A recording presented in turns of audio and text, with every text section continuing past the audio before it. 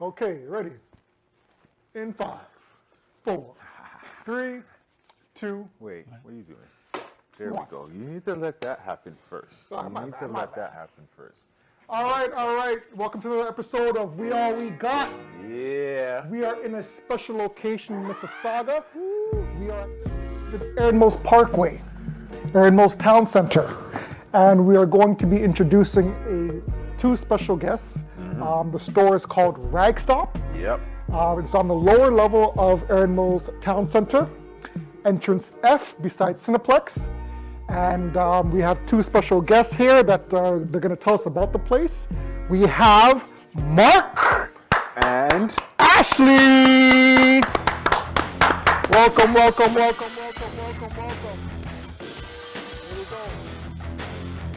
We are the proud owners of this beautiful store, Ragstop, and they're going to tell us a little bit about what they offer here, what they sell, what they're all about, the genesis, how you guys started, and what customers should look forward to when they enter your store.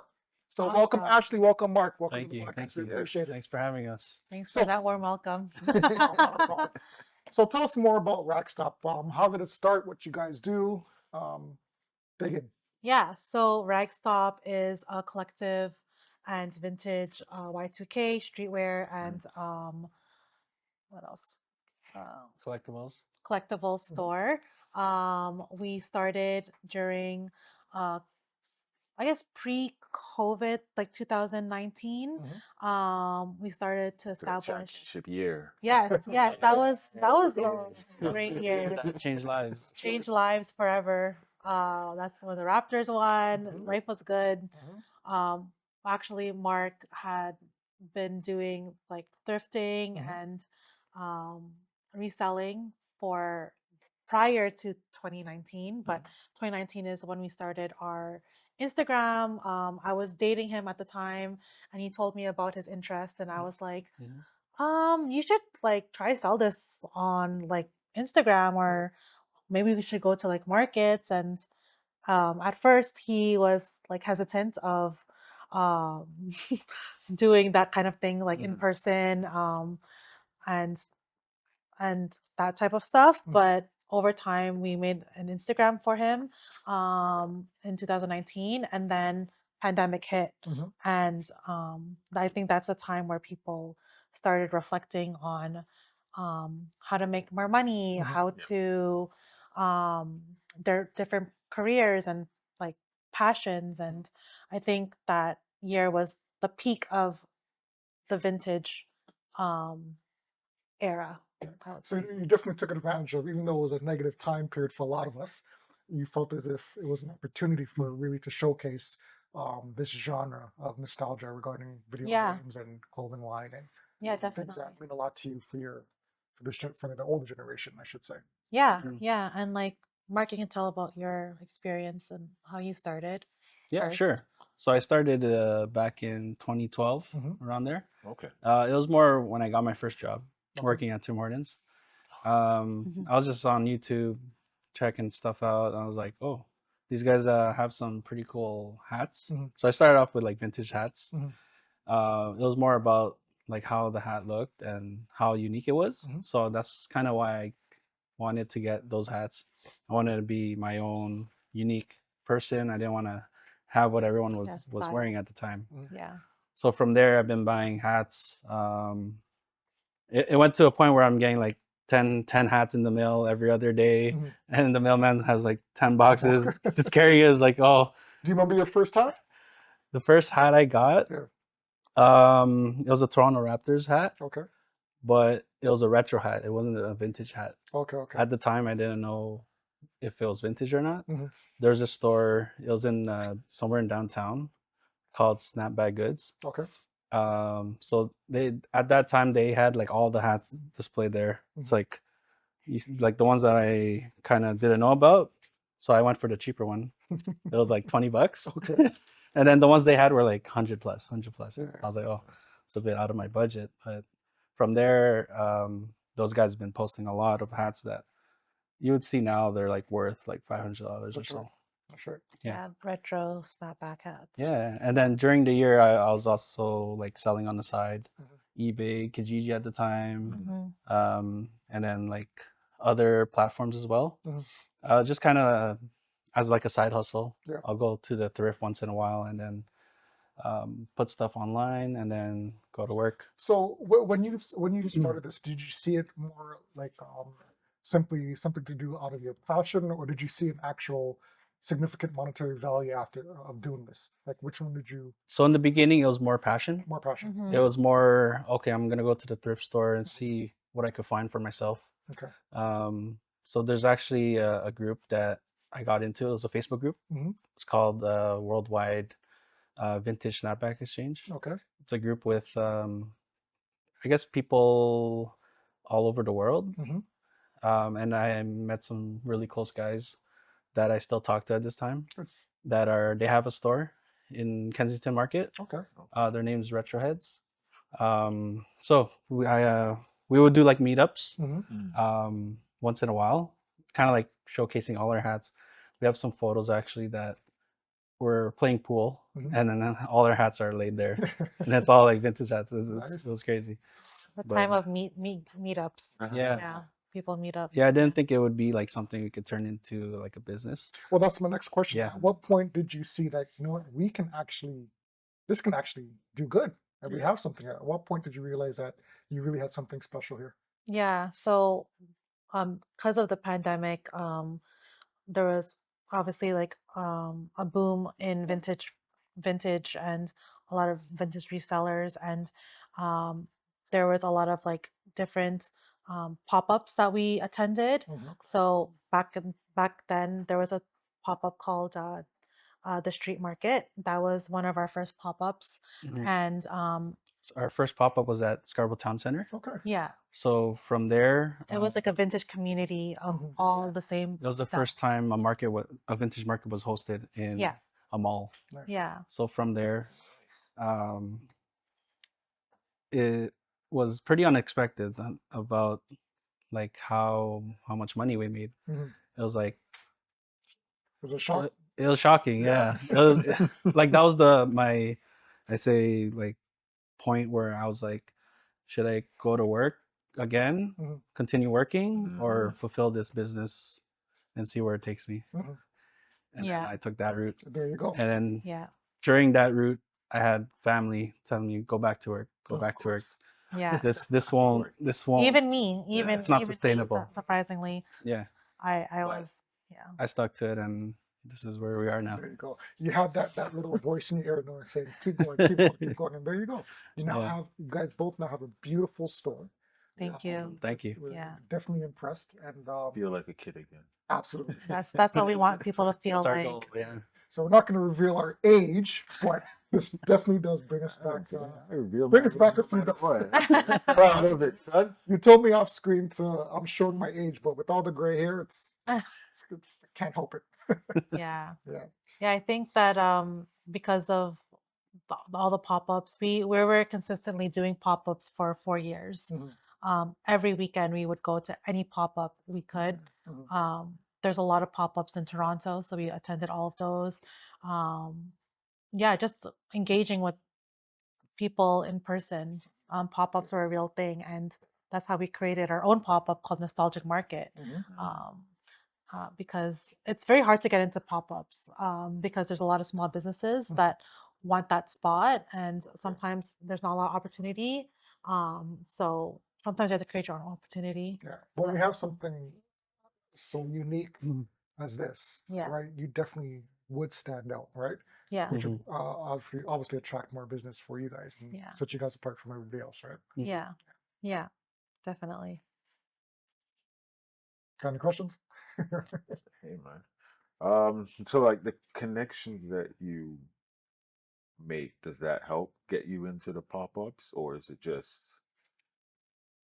based on just, just Um, putting your applications or whatever it is to get to get the spot? I think it's connections. Definitely in the beginning, during that 2020 era, um, there was a lot of small businesses that have their own business now, like in Hamilton, in Toronto, and I think that time it was like the how do you say this, like the beginning um of this whole Yeah. vintage community. Yeah. Yeah. And we were lucky enough to be there at the right time and made those connections. Okay. All of those connections that we like, all the other small businesses, they all have their own stores now, or some capacity of like selling in a bigger scale. Yep. But yeah, we made a lot of connections. We know most of the owners of all the pop-ups, like first name basis type of thing, like and they're just regular people like us, so it's a very easy to connect.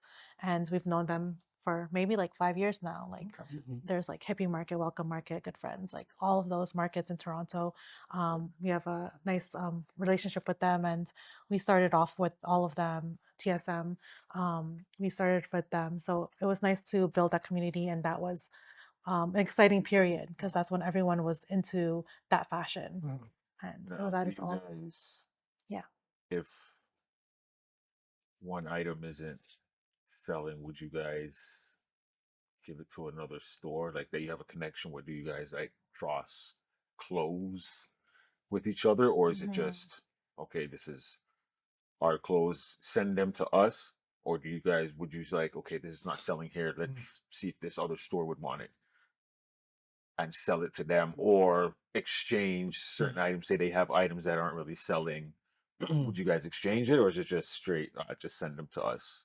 We would put it on, like, if it's not selling, I think we would just put it on a different platform. Like let's say like Yeah. Or put a online. sale on it, give Okay. it, yeah, discount it as well. Yeah. Yeah. Um yeah, because I feel like a lot of our connections have their own like inventory and things. Yeah. If they actually want our items, they would just buy it from us, to be honest. Okay, well, I'm just saying, like, if Yeah. someone Yeah. wanted something from you, or you guys would just sell it to each other, or maybe Yes. if Yes. each say there's something you saw that they have, Yeah. There's a lot of we like exchange or something like Yeah. that. cross selling. Yeah. with Okay. trading. Yeah, we do Okay. that a lot. Barter. Okay. Yeah, like a lot of um yeah, a lot of that. Okay. Yeah. Why do you guys think that there is such a passion? Like when you look at certain items, when you play certain video games, what's the feeling that you personally get when you play like Pac-Man, or when you eat candy from decades years old, or when you see clothing lines that are from the late 90s, early 2000s? What's the feeling that you guys get? Why do you think there's a love and there's a passion still that I brings it? think it's all about growing up with all this stuff. Mhm. There's a lot of just seeing it in the past and then seeing it again, let's say 20 years later. You get that, like, it starts hitting all the memories, all Where you the, were, what you were doing yeah, at that at time. that time. Yeah. And like, there's also like moments where like, oh, you couldn't get this shoe, for example, and then now it's in your hand. It's a lot of just Yeah. a lot of like nostalgic feel. Yeah. And then there's like a rush too, Yeah. just seeing all this stuff. It's Used to like, have it. yeah, so Yeah. that's like a big part of how we want our store to be, is customers come in and they can relive their childhood That's and right. kind of bring that memory back and have their kids Experience it. experience it as well. Yeah. Yeah. From now we're talking off screen. So the years that this store really encompasses is from the, you'd say, late 80s, 90s to early 2000s. What time period do you think really stands out as far as representing a culture, for example? Would it be the late 80s, 90s, or 2000? Like, which one really stands out as the most popular? Currently, Ventures. I would say the The 2000s. 2000s? Yeah, yeah, because right now we have a 2000s clothing here, women's, and the demand and hype is very big. I think it's just what do you call it?